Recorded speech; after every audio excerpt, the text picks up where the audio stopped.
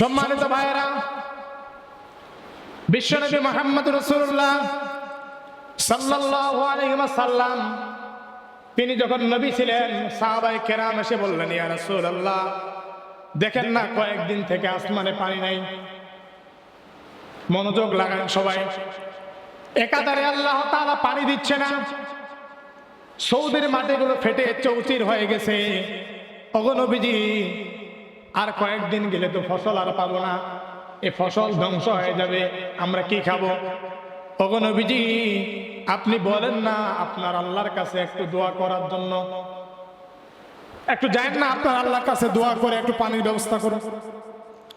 আল্লাহর নবী ডাক দিয়ে বললেন, সাহাবায়ে কেরাম, তোমরা সবাই প্রস্তুতি নিয়ে নাও, আমরা নামাজ আদায় করব। নামাজ আদায় করার পরে আল্লাহর কাছে দোয়া করব। সম্মানিত ভাইরা, সমস্ত সাহাবায়ে কেরামদেরকে নিয়ে খোলা একটা মাঠে চলে গেলেন। আল্লাহর নবী 2 রাকাত নামাজ পড়লেন। 2 রাকাত নামাজের পরে খুতবা দিলেন। খুতবা দেওয়ার পরে আসমানের মধ্যে হাত দুটো উঁচু করলেন, এরপর উঁচু করে দোয়া শুরু করলেন। সাহাবায়ে কেরাম হাদিস বর্ণনায় বলেছে, আল্লাহর নবী 2 হাত তুলে দোয়া শুরু করেছে। যখন বলেছে, ওগো আল্লাহ, তোমার বান্দারা তো অসহায় হয়ে পড়েছে, পানির মালিক তো তুমি, আসমান থেকে যদি পানি না দাও তাহলে আমাদের ফসল তো ধ্বংস হয়ে যাবে। ওগো আল্লাহ, একটু পানির ব্যবস্থা করুন। সাহাবায়ে কেরাম বলে, আল্লাহর নবীর এই কথা শেষে আসমান থেকে পানি নাজিল হওয়া শুরু হয়েছে। আল্লাহর নবী দোয়াকে ফিরিয়ে দেয় আল্লাহ, দোয়া আল্লাহ তাআলা কবুল করে নিলেন। সাহাবায়ে কেরাম বললেন, আমরা সমস্ত সাহাবায়ে কেরাম নবী আলাইহিস সালাম চোখ কাপড় ভিজে গেছে, এই ভিজা শরীর নিয়ে বাসায় প্রবেশ করলাম। একাধারে পানি বর্ষিত শুরু হলো। পানি পড়তে পড়তে টানা দিন নাই রাত নাই পানি পড়তেইছে। একাধারে 7 দিন পানি পড়লো। কয়দিন? 7 দিন পানি পড়লে এখন পানি বেশি হয়ে যাবে না? সাহাবায়ে কেরাম বলতেছেন, কি এমন হয়ে গেল আবার? তখন পানি নেই, এখন পানি শুরু হলো। পানি তো বন্যা বয়ে যাচ্ছে। তারা মনে করলো আর যদি বেশি পানি চলে আসে আবার ফসল পাবো না। পানি না হলো ফসল পাওয়া যায় না, পানি হলো আবার ভেজাল আছে না, বেশি পানি তো আর ভালো না। সাহাবায়ে কেরাম বললেন, চলো চলো নবী আলাইহিস সালামের কাছে চলে যাই, আমাদের তো পানি বেশি হয়ে গেছে।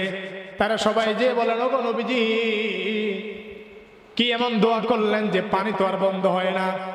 আল্লাহ তো রহমতের পানি প্রতিনিয়ত নাজিল করতেছে, আপনি একটু আল্লাহর দরবারে দোয়া করুন, পানি যেন বন্ধ করে, আমাদের পানি আর লাগবে না।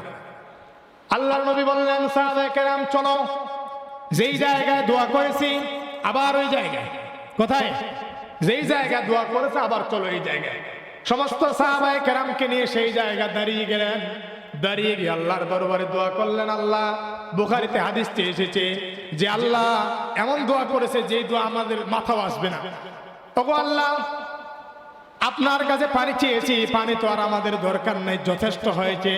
তবে আল্লাহ, আপনি পানি বন্ধ করিয়েন না, আমাদের জন্য বন্ধ করুন। যেই জায়গায় পানি প্রয়োজন সেই জায়গায় পানির ব্যবস্থা করুন। তিনি ইচ্ছা করলে দোয়া করতে পারেন, আল্লাহ পানি বন্ধ করে দাও, আমাদের পানির দরকার নেই। তাহলে যেই জায়গায় পানি প্রয়োজন ওই জায়গায় তো পানি আর হতো না। তিনি বললেন, আমাদের যথেষ্ট হয়েছে, পানিটা একটু বন্ধ করো, আর অন্য যেই জায়গায় পানি প্রয়োজন আল্লাহ সেখানে দিয়ে দাও। বলেন সুবহানাল্লাহ। 7 দিন পরে পানি বন্ধ হয়ে গেল। আল্লাহর নবী বললেন, এখানে একটা মসজিদ বানাও। বলেন সুবহানাল্লাহ। যেই জায়গায় দোয়া করতে পানির জন্য আবার পানি বন্ধের জন্য সেই জায়গায় একটা মসজিদ বানিয়েছে। বলেন সুবহানাল্লাহ।